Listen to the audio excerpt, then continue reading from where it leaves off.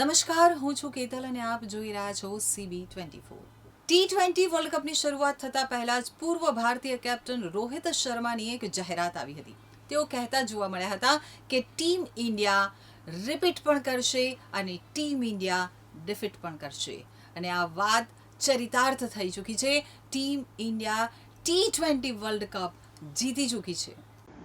અમદાવાદના નરેન્દ્ર મોદી સ્ટેડિયમમાં રમાયેલી હાઈ વોલ્ટેજ ફાઇનલમાં ન્યૂઝીલેન્ડને હરાવી અને ભારતીય ટીમે ત્રીજી વખત T20 વર્લ્ડ કપના ખિતાબ ઉપર કબજો જમાવ્યો છે.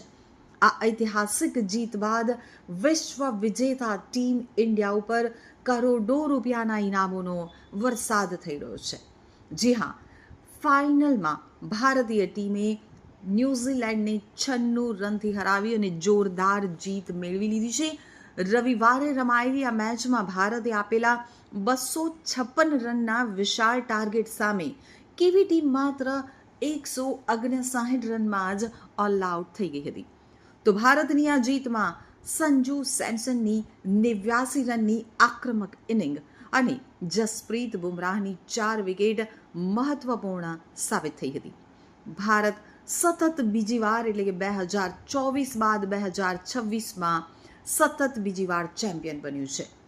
T20 વર્લ્ડ કપ 2026 જીતનારી ભારતીય ટીમને T20 વર્લ્ડ કપ 2026 જીતનારી ભારતીય ટીમને ICC તરફથી $3 મિલિયન એટલે કે અંદાજે 27.50 કરોડની ઇનામી રકમ મળી છે.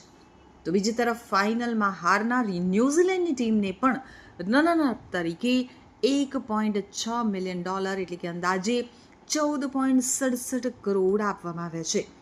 કેવી ટીમનું પ્રથમ વખત વર્લ્ડ કપ જીતવાનું સ્વપ્ન ફરી એકવાર અધૂરું રહી છે.